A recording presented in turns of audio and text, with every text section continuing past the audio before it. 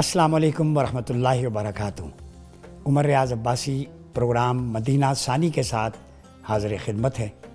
ناظرین، گزشتہ پروگرام میں ہم نے تفصیل کے ساتھ جائزہ لیا کہ صحیح معنوں میں ایک اسلامی فلاحی ریاست کے قیام کے لیے کون کون سے لوازمات ضروری ہیں۔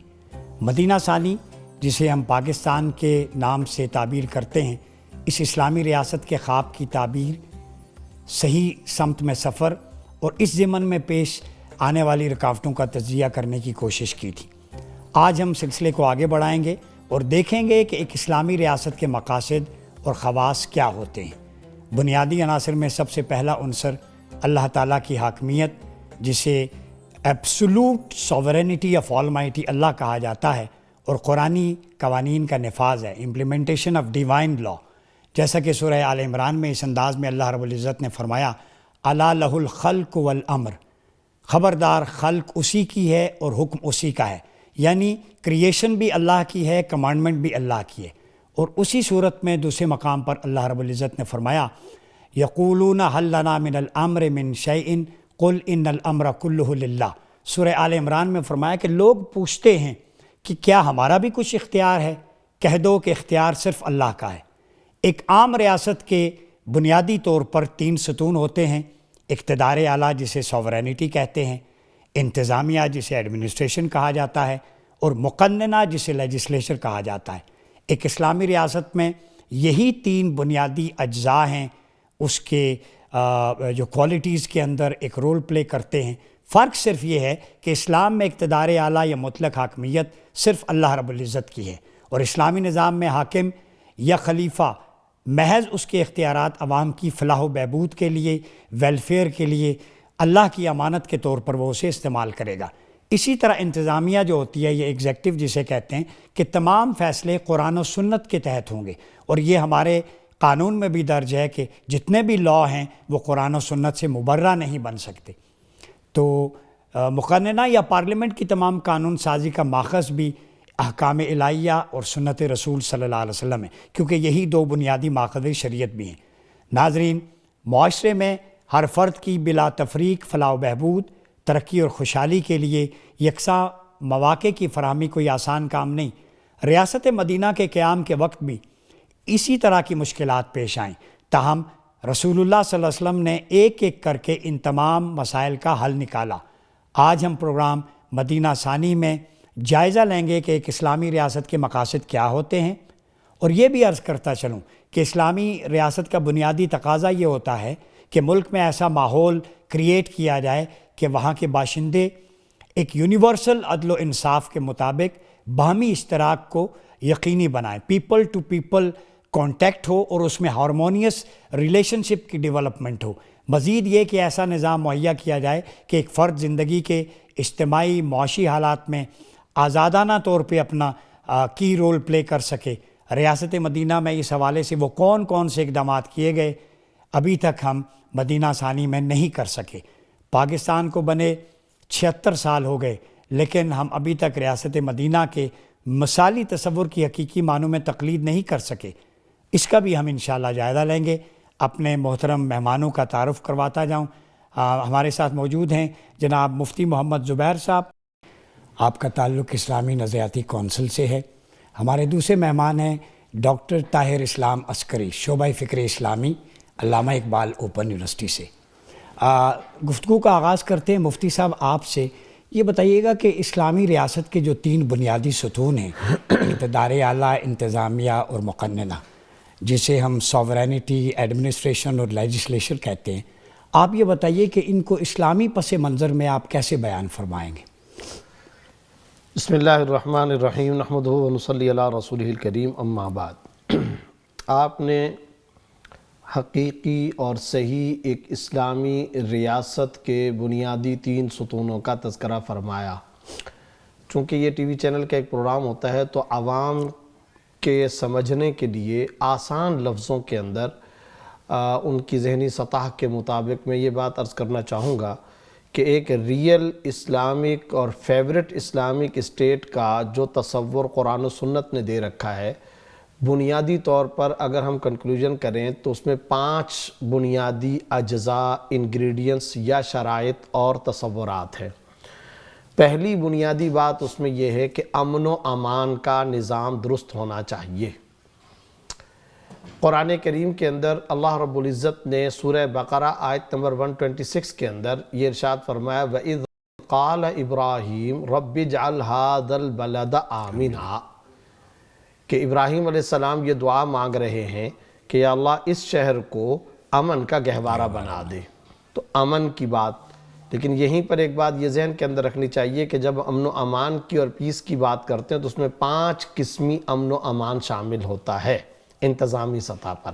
وہ تفصیل میں چلی جائے گی، میں پھر فوری طور پر ریاست مدینہ یا مدینہ ثانی یا اسلامک فیورٹ اسٹیٹ یا اسلامک ریاست جو بھی آپ نام دے دیں، اس کے انگریڈینٹس پہلے فوری طور پہ بیان کر دوں۔ تو یہ پیس اینڈ کو ایگزسٹنس ہوگا۔ جی ہاں، تو پہلی بات تو بنیادی طور پر یہ ہے کہ امن و امان کا نظام درست ہونا چاہیے۔ دوسرے نمبر پر نظام معیشت، اکانومی درست ہونی چاہیے۔ چنانچہ اسی کے اندر آپ دیکھیں رب اجعل ھذا بلدن کے بعد آمنا ورزق اہلہ من الثمرات، 2 مقامات پر اللہ رب العزت نے فرمایا۔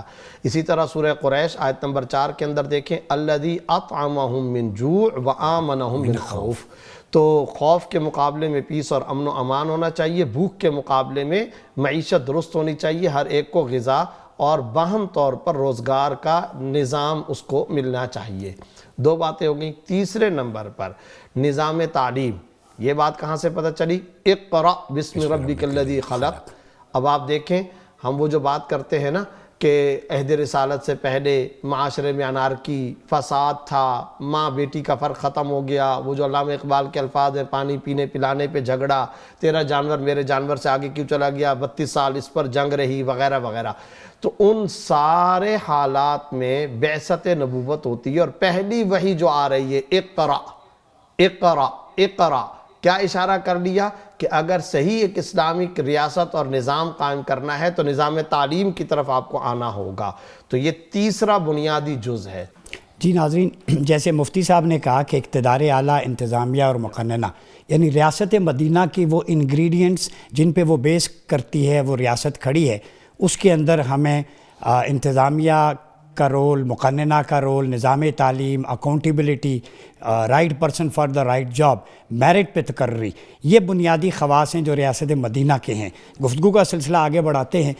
ڈاکٹر طاہر اسلام عسکری صاحب، اقتدار اعلیٰ کو اللہ تعالیٰ کی حاکمیت کے ساتھ محدود کر دینا، اس کے پیچھے کیا فلسفہ ہے؟ اور یہ بتائیے گا کہ 2 طرح کی حاکمیت ہے، مستقل حاکمیت اور مستعار حاکمیت۔ ایک تو ہے ایبسولوٹ اتھارٹی جو اللہ کے لیے، ایک ہے بوروڈ اتھارٹی۔ تو ان دونوں کو ڈیفرینشیٹ کریں کہ ایک ریاست میں یا ریاست مدینہ میں یا مدینہ ثانی پاکستان میں جو ایک ماڈل ہم دیکھ رہے ہیں، اس میں اس تصور کو آپ کیسے بیان کریں گے؟ ڈاکٹر صاحب، سب سے پہلے تو یہ ہے کہ یہ جو آپ نے موضوع منتخب کیا ہے یہ بڑا ہمارا ایک آج حالات حاضرہ کا ایک بہت ہی اہم موضوع ہے، اور جہاں تک اس پہ آپ نے جو سوال اٹھایا ہے، میں سمجھتا ہوں کہ اس وقت ہم زیادہ تر عادی ہو چکے ہیں کہ ویسٹرن پرسپیکٹیو میں ہم ان جدید تصورات کو دیکھتے ہیں، جبکہ کتاب و سنت میں ہمارے لیے بہت ہی شافی اور جامع رہنمائی موجود ہے۔ ابھی جیسے سوورینٹی کی آپ نے بات فرمائی، دیکھیے اس کی لاجک کو بھی سمجھیں، اور یہ جو تقسیم ہے اس کو بھی قرآن مجید نے ایک آیت کریمہ میں یہ سمجھا دیا۔ پہلی تو یہ اس کی لاجک یہ ہے کہ الا لہ الخلق والامر، ایبسولیوٹ سوورینٹی اسی کا استحقاق ہے جو مالک ہے۔ تو جب تخلیق اللہ کی ہے تو اقتدار بھی اسی کا ہونا چاہیے، امر بھی اسی کا ہونا چاہیے۔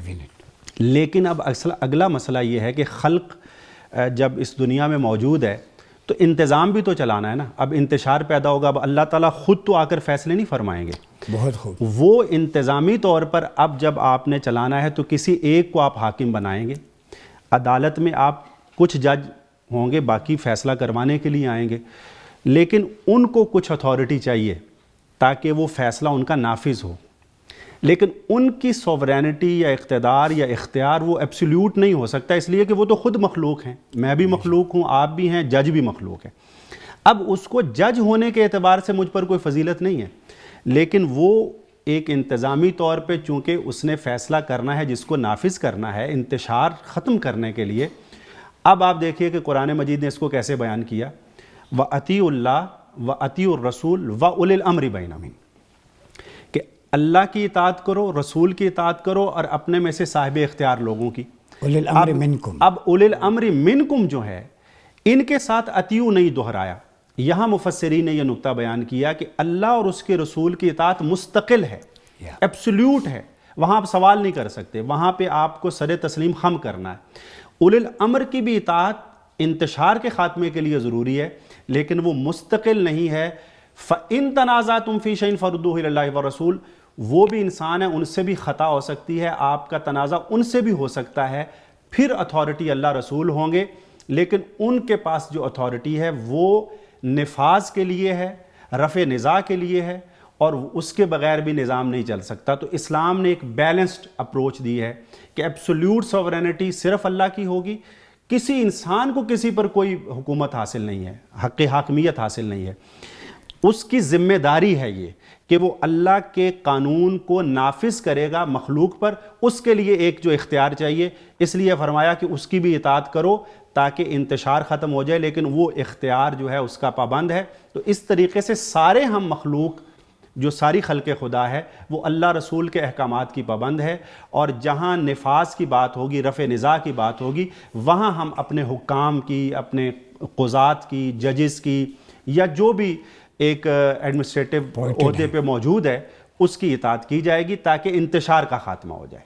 تو یہ اسلام کی ایک بیلنسڈ اپروچ ہے. یعنی آپ کہتے ہیں کہ وہ اختیارات تفویض شدہ ہیں, وہ تفویض شدہ اللہ کی طرف سے, وہ امین ہے حکمران. اور اسی لیے جب دیکھیے حضرت عمر بن خطاب رضی اللہ تعالیٰ عنہ خلیفہ راشد ہیں, لیکن وہ ایک آرڈیننس جاری فرماتے ہیں کہ اس خاص شرع سے زیادہ حق مہر مقرر نہیں ہو سکتا. ٹھیک ہے. اب ان کی اطاعت تو ہے, لیکن چونکہ وہ مستقل اطاعت نہیں ہے, ایک خاتون کھڑی ہو جاتی, وہ کہتی ہے کہ اللہ کہتا ہے کہ وَإِنْ آتَيْتُمْ إِحْدَاهُنَّ قِنْطَارًا فَلَا تَأْخُذُوا مِنْهُ شَيْئًا, اللہ تو کہتا ہے خزانے کا ڈھیر بھی دیا ہو. تو حضرت عمر وہاں پر یہ فرماتے ہیں کہ اصابت المرأة وأخطأ عمر, عورت نے درست بات کہی, عمر سے خطا ہو گئی, میں اپنا آرڈیننس واپس لیتا ہوں. تو یہاں پر اطاعت کی بھی بات آ گئی, اس سے اختلاف کی بھی آ گئی, اور وہ جو مطلق اور مشروط اور بوروڈ سوورینٹی کی جو آپ نے بات کی تھی, یہ واقعہ اس کو واضح کر رہا ہے. ٹھیک ہے. ناظرین, ابھی اطاعت کی بات ہو رہی تھی کہ یہاں پہ سیدنا عمر فاروق کی مثال دی گئی. ڈاکٹر صاحب نے جیسے عرض کیا کہ وڈرال, اسلام کے اندر جو ایتھکس آف ڈس ایگریمنٹ کا کانسیپٹ ہے وہ ریاست کا حسن ہے, اور اسی سے ایک انکلوسیو سوسائٹی ڈیولپ کر سکتے ہیں. گفتگو کا سلسلہ آگے بڑھائیں گے, یہاں پہ لیتے ہیں ایک چھوٹا سا بریک. اپنا خیال رکھیے گا.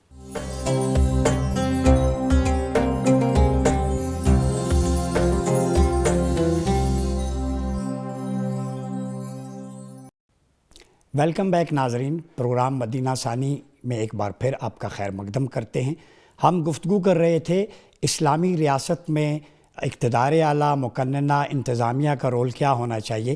جو ریاست مدینہ کا ایک ماڈل تھا, کمپریہنسو انکلوسیو ماڈل, جس کے اندر ڈائیورسٹی بھی تھی, اس میں ہم اپنے معزز مہمانوں سے گفتگو کر رہے ہیں. اسی سلسلے کو آگے بڑھاتے ہیں. مفتی صاحب, آپ کی جانب آؤں گا کہ اسلامی ریاست میں جو ایگزیکٹو ہے, جسے انتظامیہ کہتے ہیں, کوئی روڈ میپ ایسا ہے کہ اس کی حدود متعین کی گئی ہوں نظام حکومت چلانے کے لیے؟ دیکھیں, سب سے پہلی بات تو یہ سمجھنی چاہیے کہ جو منتظمہ ہوتی ہے, جو انتظامیہ ہوتی ہے, اس کے بنیادی طور پر محدود اختیارات بھی ہیں, اور لمیٹڈ ان کا جو رول ہے وہ بھی ایک لمیٹڈ ہے. مثال کے طور پر اس کو ہم دو باتوں سے سمجھنا چاہیں گے. پہلی بات تو یہ کہ جب ہم اسلام کی بات کرتے ہیں تو اسلام کس چیز کا نام ہے؟ بنیادی طور پر اسلام کے 5 شعبے ہیں: عقائد, عبادات, معاملات, معاشرت, اخلاقیات. درست. اس میں انتظامیہ کا شعبہ نمبر 1 میں ذرہ برابر اختیار نہیں چلے گا. ٹھیک. عقائد میں بنیادی طور پر آپ کو پتہ ہے آمنت باللہ و ملائکتی و کتبی و رسلی, طے شدہ چیزیں ہیں. اس میں انتظامیہ کا کوئی کردار نہیں. چنانچہ اس حد تک یہ بات ذہن کے اندر رکھنی چاہیے کہ اگر کسی اسلامک اسٹیٹ میں غیر مسلم بھی رہ رہے ہیں تو جیسا کہ ہم نے پہلے کہہ دیا تھا کہ انتظامیہ کا وہاں پر ڈومین ہی نہیں بنتا ہے. ٹھیک. لہٰذا اگر غیر مسلم بھی رہ رہے ہیں تو وہ اپنے عقائد کے ساتھ زندگی گزار سکتے، اور یہ خود ریاست مدینہ کا بنیادی اصول ہے، ان کو مذہبی آزادی ہوگی، میثاق مدینہ. لہٰذا اسلام کے 5 شعبوں میں سے پہلا شعبہ انتظامیہ کی رینج سے نکل گیا. دوسرا شعبہ عبادات کا ہے. دنیا کا کوئی حاکم یہ نہیں کہہ سکتا کہ جناب 5 کے بجائے 6 نمازیں پڑھو، ظہر کو صبح 9 بجے پڑھ لو، عصر کو رات کے 10 بجے پڑھ لو، ہو ہی نہیں سکتا. رمضان ذرا گرمیوں میں آ رہا ہے، پہلے کر لو یا بعد میں کر لو، حج کو مقدم کرو مؤخر کرو، یہ اس کا ڈومین ہی نہیں ہے. لہذا اسلام کے یہ 2 شعبے انتظامیہ کے رینج سے نکل گئے. ٹھیک ہو گیا. ہاں اس کے لیے یہ ضرور ہے کہ وہ ایک سہولت کے لیے کچھ سہولت کاری کر سکتے ہیں، مساجد کی تعمیر ہو گئی وغیرہ وغیرہ، یہ ایک الگ وہ معاملہ ہے. اب آ جاتے ہیں اسلام کے جو آخری 3 شعبے ہیں، ان میں کیا آتا ہے؟ معاشرت، اخلاقیات اور معاملات. تو یہ جو معاشرت، اخلاقیات اور معاملات، یہ 3 شعبے ہیں. پھر ان میں بھی یاد رکھیے گا 50% ان میں سے ہر شعبے میں اصول ہیں، وہ شریعت کے طے شدہ اصول ہیں، اس میں بھی انتظامیہ کا کوئی عمل دخل نہیں چلے گا. مثال کے طور پر معاشرت میں لے لیں یا معاملات کے اندر لے لیں، نکاح ہے. ایک مسلمان عورت ایک مسلمان مرد کے ساتھ 3 شرائط کی موجودگی میں نکاح کر لیتی ہے. ایجاب و قبول ہونا چاہیے، مہر کا ذکر ہونا چاہیے، اور 2 گواہ ہونے چاہیے. نکاح مقرر ہو گیا، نکاح طے ہو گیا. اب کوئی حاکم اگر اس نکاح کو ختم کرنا چاہے یا یہ سمجھے کہ یہ نکاح نہیں ہوا تو نہیں چلے گی بات.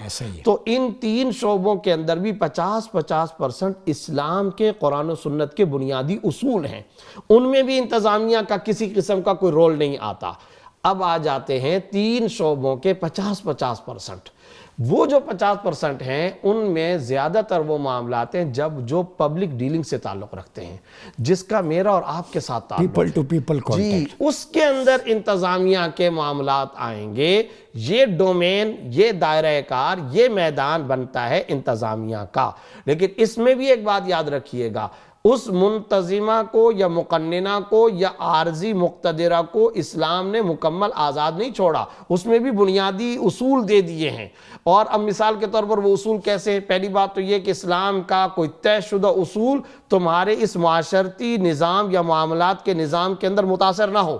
پہلا اصول یعنی اس سے ٹکرائے نہیں، ورنہ قرآن کیا کہہ رہے ہیں؟ وَمَن لَمْ يَحْكُم بِمَا أَنزَلَ اللَّهُ فَأُولَٰئِكَ هُمُ الْكَافِرُونَ وَمَن لَمْ يَحْكُم بِمَا أَنزَلَ اللَّهُ فَأُولَٰئِكَ هُمُ الْفَاسِقُونَ وَمَن لَمْ يَحْكُم بِمَا أَنزَلَ اللَّهُ فَأُولَٰئِكَ هُمُ الظَّالِمُونَ.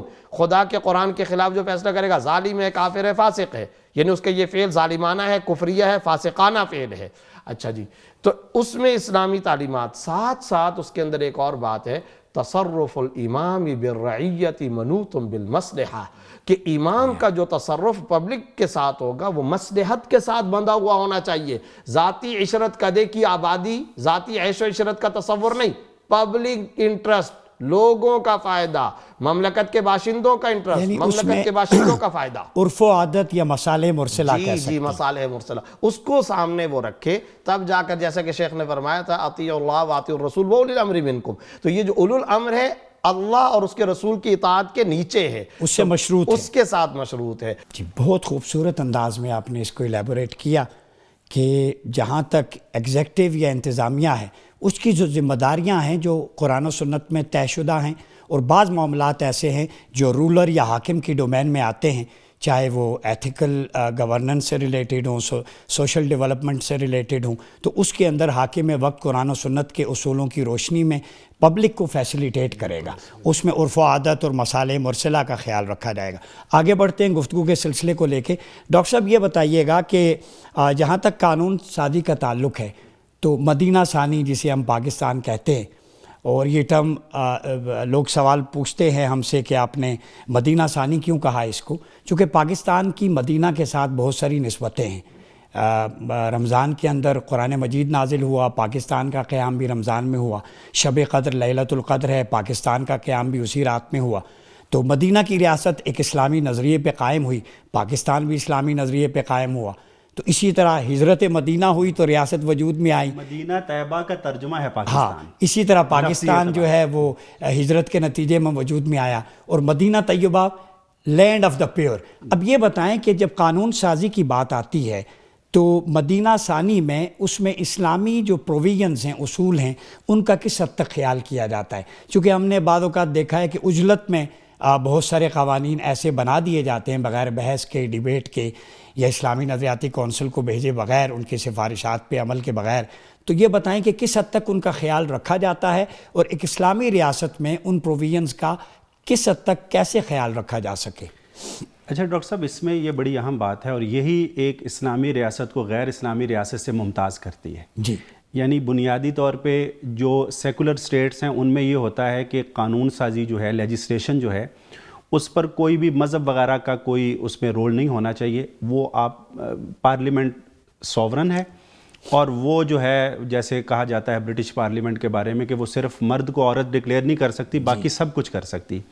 لیکن اسلام میں ایسا نہیں ہے. اس میں جیسے حضرت مفتی صاحب نے بڑی خوبصورت باتیں کر دی ہیں، اصولی اس میں آ گئیں کہ قطعیات کے دائرے میں ایک جو مسلمان ریاست ہے، مسلم ریاست ہے، اسلامک اسٹیٹ ہے، وہ صرف ان کو نافذ کرے گی، امپلیمنٹیشن کا کام کرے گی اور فیسیلیٹیشن کا کام کرے گی.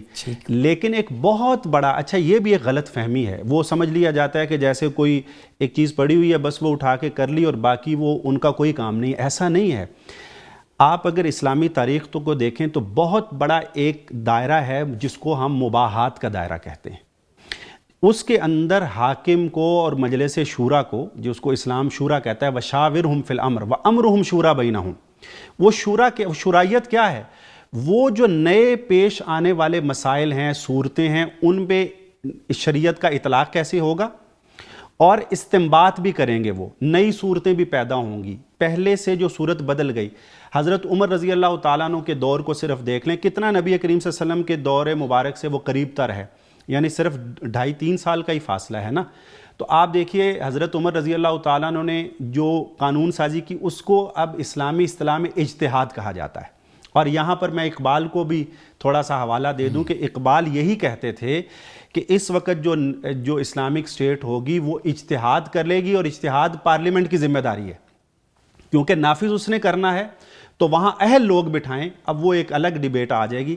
لیکن حضرت عمر رضی اللہ تعالیٰ عنہ کو ہم لے لیں تو انہوں نے کیا کیا کہ سواد عراق کا مسئلہ ہے، حضرت مفتی صاحب بھی تشریف فرما ہیں، آپ بھی اسکالر ہیں، کہ وہ فتوحات کے نتیجے میں جو زمین آتی ہے تو وہ جناب تقسیم ہو جانی چاہیے مجاہدین میں. حضرت عمر نے کہا کہ نہیں، اب جو حالات ہے کہ نئے لوگ مسلمان ہو رہے ہیں، تو یہ جو ہے اس کو مسلمانوں کے بیت المال میں ہونا چاہیے تاکہ اس کا جو انتفاع ہے وہ تسلسل کے ساتھ رہے.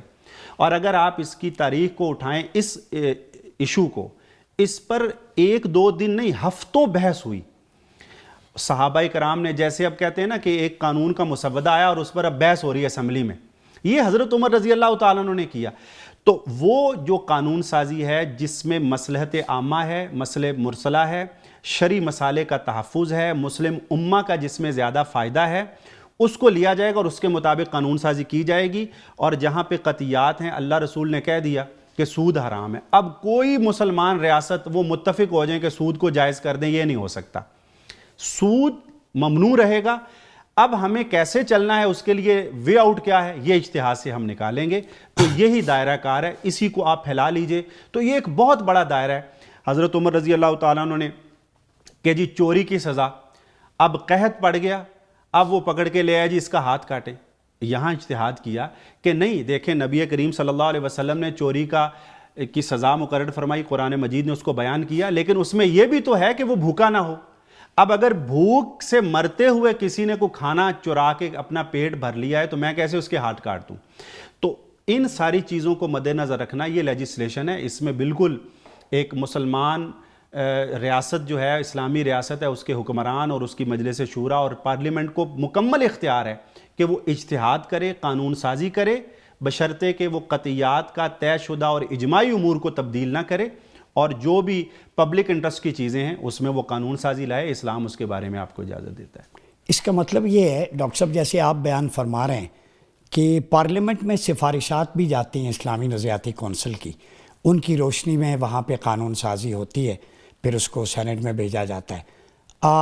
یہ بات تو درست ہے کہ یہ چیزیں ہمارے مدینہ ثانی میں، جسے ہم پاکستان کہتے ہیں، بہت کمپلیکیٹڈ ہیں. بہت سارے ایشوز، نئے آنے والے اجتہادی مسائل، ان پہ کونسنسس نہیں ڈیولپ ہو پاتا، یا اسلامی نظریاتی کونسل کی سفارشات پہ عمل نہیں ہوتا.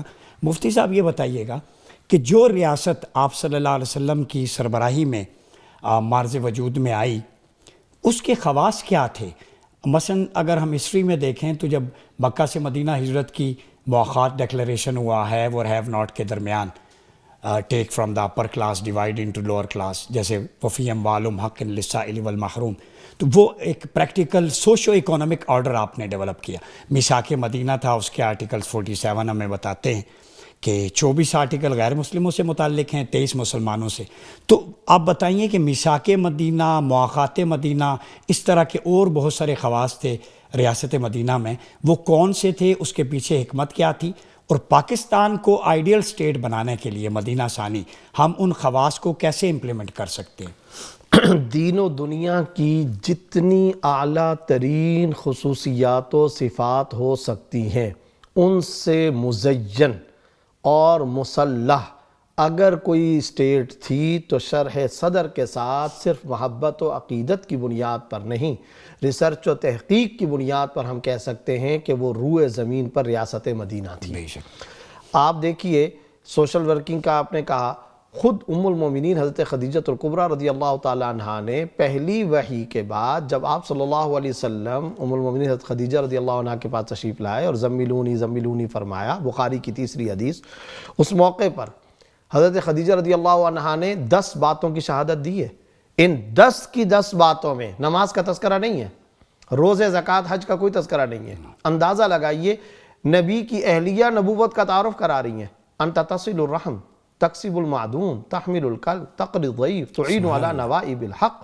آپ رشتے ناطے جوڑتے ہیں، یتیموں، فقراء، مساکین کے منبع، ملجا، مرکز، ٹھکانہ ہے، بے وگان کی مدد کرتے ہیں، فقراء کی آپ خاطر تواضع کرتے ہیں، آنے والے ڈیلیگیشن کی آپ عزت کرتے ہیں، لوگوں کا آپ اکرام کرتے ہیں، وفود کا آپ احترام کرتے ہیں۔ 10 کی 10 باتیں ہیں، محاسبے کا کوئی تذکرہ ہی نہیں، تراویح کا کوئی تذکرہ ہی نہیں، عمرے حج کا کوئی تذکرہ ہی نہیں، ذکر و تلاوت نماز کا کوئی تذکرہ ہی نہیں ہے۔ 10 کی 10 باتیں سوشل ورکنگ سے متعلق ہیں، سوشل لائف سے، سوشل ورکنگ، سوشل لائف، سماجی، فلاحی، رفاہی امور سے تعلق رکھنے والی چیزیں ہیں، اور یہ تعارف کرا رہی ہیں نبوت کا خود نبی کی اہلیہ مکرمہ ہماری ام المومنین، وہ تعارف کرا رہی ہے۔ یہی پرتو جب ریاست کی شکل کے اندر آ کر کے پڑتا ہے تو اب آپ دیکھیے یہ جو ہم نے کہا تھا نا کہ امن و امان ہونا چاہیے، 5 قسمی امن ہے۔ پہلے نمبر پر جان کا تحفظ، دوسرے نمبر پر مال کا تحفظ، تیسرے نمبر پر کاروبار کا تحفظ، چوتھے نمبر پر آل اولاد کا تحفظ، 5ویں نمبر پر عزت و آبرو کا تحفظ۔ یہ 5 قسمی اعلیٰ ترین درجے کا تحفظ جس اسٹیٹ کے اندر تھا وہ اسلامی ریاست مدینہ کا آپ کی تصور بڑی تھا۔ انٹرسٹنگ گفتگو ہے ناظرین۔ وقت ہوا ایک چھوٹے سے بریک کے بعد آتے ہیں تو یہیں سے ہم دوبارہ شروع کرتے ہیں۔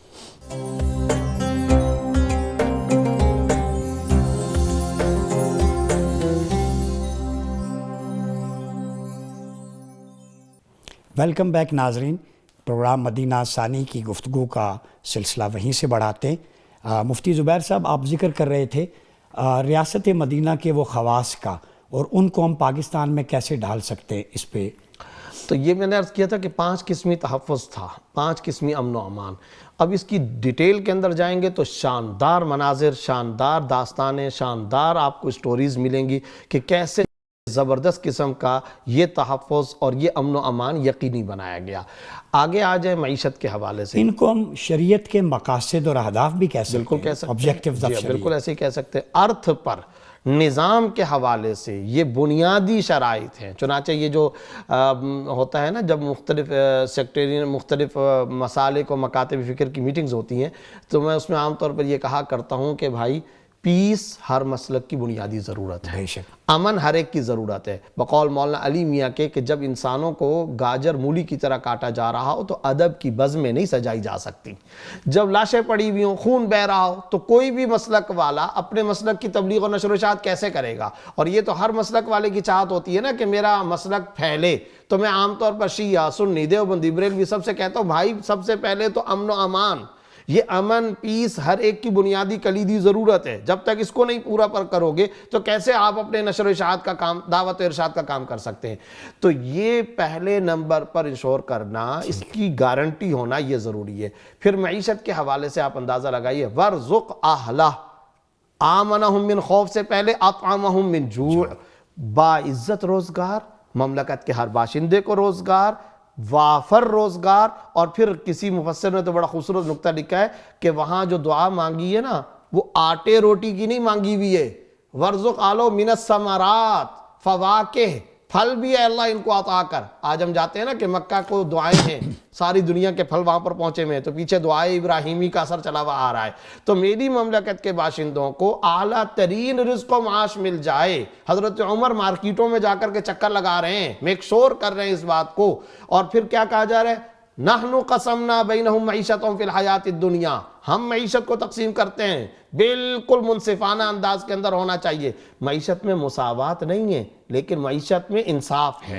نمبر 1. نمبر 2، ساتھ ساتھ آپ یہ دیکھیں قرآن کریم کیا کہہ رہا ہے. یہ جو چیریٹی کا ایک لمبا چوڑا سلسلہ ہے، آتوا الزکاۃ، وہ بھی اسی چیریٹی کے اندر آتا ہے. پھر یہ جو وفی اموالہم حق معلوم للسائل وآتوا حقہ یوم حصاد، آج اقوام متحدہ یہ بات تسلیم کرنے کے لیے تیار ہے کیپ ٹاؤن کے اقوام متحدہ کے اجلاس میں کہ اگر اسلام کا نظام زکوٰۃ ارتھ پہ نافذ کر دیا جائے اس دنیا میں بھوکا کوئی نہ سوئے.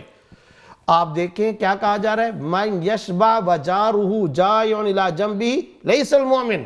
وہ آدمی مومن ہی نہیں ہے، خود تو پورا پیٹ بھر کر کے کھائے اور پڑوس کے اندر کوئی بھوکا رہے، یعنی تو بھوک کا تصور نہیں ہوگا. آپ کہتے ہیں پاورٹی ایلیویشن اسلام کے نظام معیشت میں. نظام معیشت کے اندر اب یہ ہے کہ اس کو پاکستان میں کیسے ڈھالا جائے. کہ لا یکون دولۃ بین الاغنیاء منکم، پالیسیاں ایسے بنائیں امیر تر نہ بنے. صحیح ہے، کنسنٹریشن آف دی ویلتھ نہیں ہونا چاہیے، ارتکاز دولت نہیں ہونا چاہیے. سٹا کا دروازہ اسی سے کھلتا ہے، اسپیچولیشن کا دروازہ اسی سے کھلتا ہے. اسٹاک ایکسچینج کے اندر ڈیفرنس برابر کرنا اس کو ناجائز قرار دینا چاہیے، فیوچر سیل کو ناجائز قرار دینا چاہیے، ڈے ٹریڈنگ ہونی چاہیے، رسک جب تک ٹرانسفر نہ ہو شیئرز کی خرید و فروخت آگے نہیں ہونی چاہیے. اسی طرح بیع قبل القبض، یعنی آپ کے رسک میں کوئی چیز نہیں ہے آپ آگے بیچتے ہو، یہ ناجائز ہے. جو اسلام نے معاشی طور پہ پابندیاں لگائی ان کو قبول کریں، سود کا خاتمہ کریں، یہاں پر ذخیرہ اندوزی کا خاتمہ کریں. اور یہ صرف اور صرف مولویانہ بات کے طور پر نہ لیں، قرآن، ریسرچ، اسلام، شریعت اور پھر معیشت کے بنیادی اصولوں کے طور پر اس کو لیں. اس معیشت کے اندر کوئی بھی شخص بھوکا نہیں سوئے گا. یہ ہے وہ بنیادی اصول. اور وہ جو قائد مرحوم نے کہا تھا اسلامی فلاحی رفاہی اسٹیٹ، تو یہ رفاہی چیریٹی بیسڈ یہ اسٹیٹ اسی وقت بنے گی کہ جب ہم دراصل اسلام کے معاشی اصولوں کو بھی لے کر آئیں. مشکل کیا ہے؟ گورا انگریز چلا گیا، کالا انگریز جو آیا تو وہ گورے انگریز کی جو تعلیمات اور خصوصیات ہیں ہم ان کو بھی برقرار رکھنا چاہتے ہیں. لاحقہ اور پیوند کاری اسلام کی بھی ہم رکھنا چاہتے ہیں. ہمیں سے الحمدللہ کوئی آدمی اسلام سے دامن چھڑانا نہیں چاہتا. یہ بلکہ میں تو ایک اور الحمدللہ اچھا گمان رکھ کر کے کہتا ہوں کہ اس ملک کا لبرل سے لبرل، سیکولر سے سیکولر آدمی بھی اگر کوئی ہوگا تو وہ جو اسلام کی بنیادی قدریں ہیں ان کا وہ انکار نہیں کرتا، منکر نہیں ہوتا. یعنی وہ یہ نہیں چاہے گا کہ نکاح ختم ہو جائے، وہ یہ نہیں چاہے گا کہ میرا جو نام ہے وہ اسلامی نہ ہو، کوئی اور مذہب والا نام ہو. کوئی لبرل سے لبرل بھی آدمی یہ نہیں چاہے گا، وہ یہ نہیں چاہے گا کہ اسلام کا عفت والا نظام نہ ہو. لیکن مشکل کیا ہے کہ ہم افتؤمنون ببعض الکتاب وتکفرون ببعض، ہم اس کے مصداق بن رہے ہیں.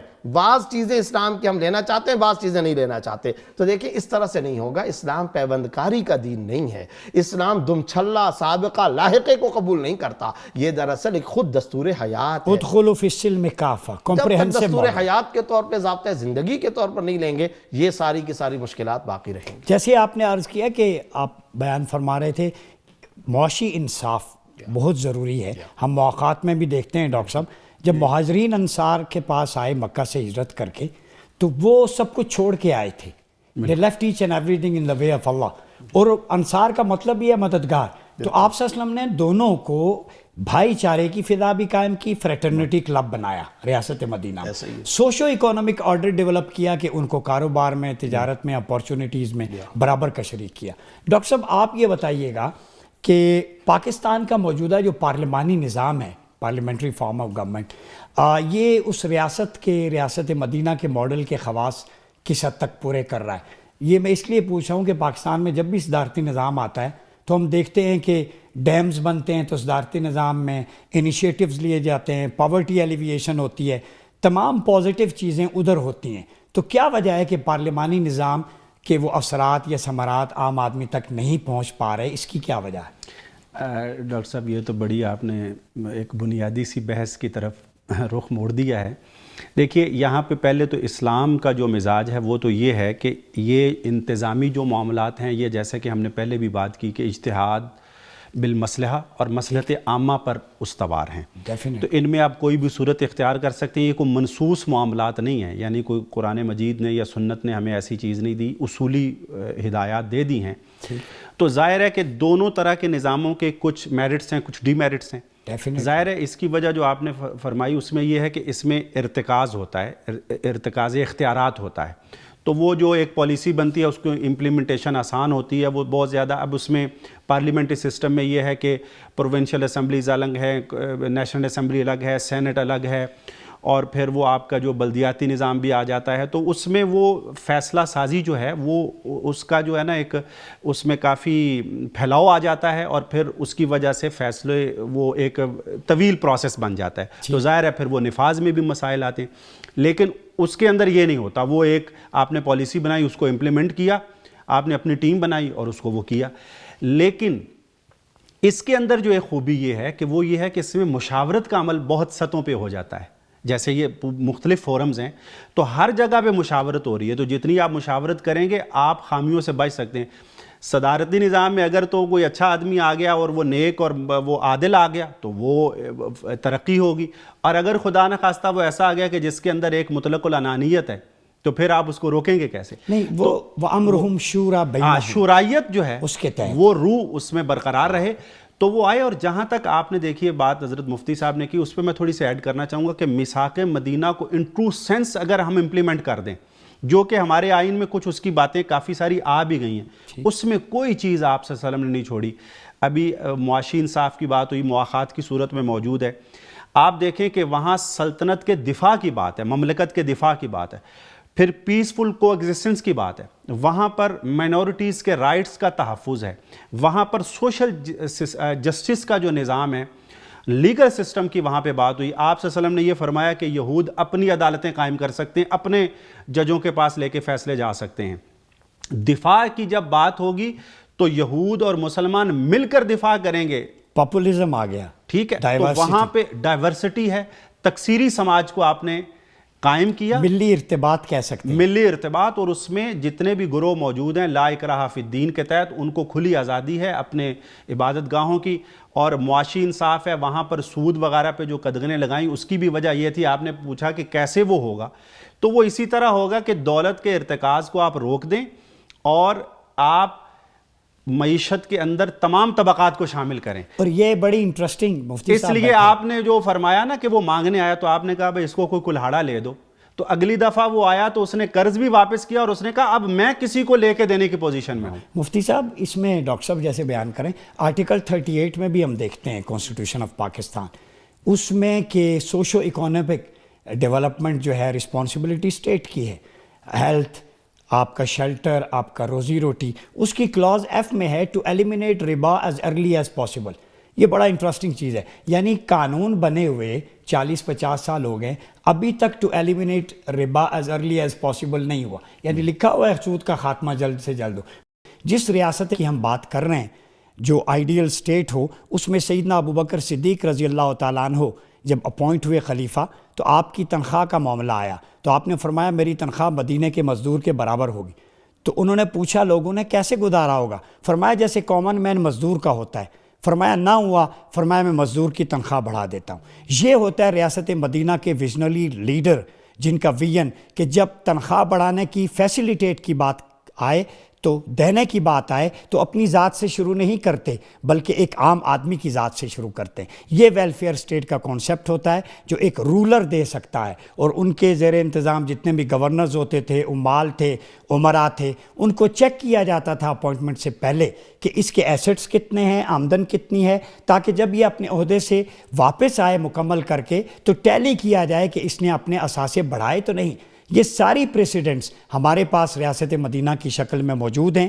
کیسے امپلیمنٹ کرنا ہے اس کے لیے ہم انشاءاللہ بھرپور طریقے سے ایک ایسا نیریٹو ڈیولپ کرنے جا رہے ہیں ملک پاکستان میں عوام کے لیے, آپ لوگوں کے لیے, کہ جب خزانے پہ بھی بوجھ کم ہو, عام آدمی کا معیار زندگی بلند ہو, اور وہ روایات, وہ درخشندہ دور جو آپ صلی اللہ علیہ وسلم کے دور میں تھا، خلفائے راشدین کے دور میں تھا۔ ایک عام آدمی خلیفہ سے باز پرس بھی کر سکتا ہے، اکاؤنٹیبل بھی ہے، اس کے ساتھ بیٹھ سکتا ہے، بات چیت کر سکتا ہے، عام آدمی کا معیار زندگی بلند ہوتا ہے، اکانومک ایکویلٹی، سوشل جسٹس، وہ سارے ایٹریبیوٹس ہم مدینہ ثانی یعنی پاکستان میں کیسے لا سکتے ہیں، اس پر انشاءاللہ گفتگو جاری رہے گی۔ آج کے اس پروگرام کا وقت ختم ہوا چاہتا ہے۔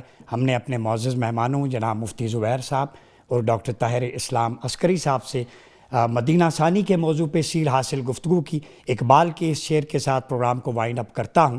یہی ہماری ڈائریکشن ہونی چاہیے کہ خیرہ نہ کر سکا مجھے جلوہ دانش فرنگ، سرما ہے میری آنکھ کا خاک مدینہ و نجف۔ اپنا بہت خیال رکھیے گا۔ اللہ حافظ۔